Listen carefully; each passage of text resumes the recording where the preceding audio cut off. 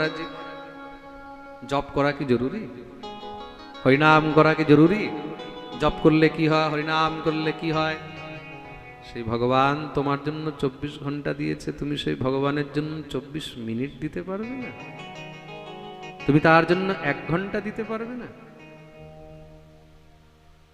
তাকে ধন্যবাদ জানাবার জন্য নিত্য তার নিমিত্তে জপ করো, হরিনাম করো। 2 ঘন্টা না পারো, 4 ঘন্টা না পারো, 10 ঘন্টা না পারো, 8 ঘন্টা না পারো, 1 ঘন্টা হলেও তার জন্য সময় দাও।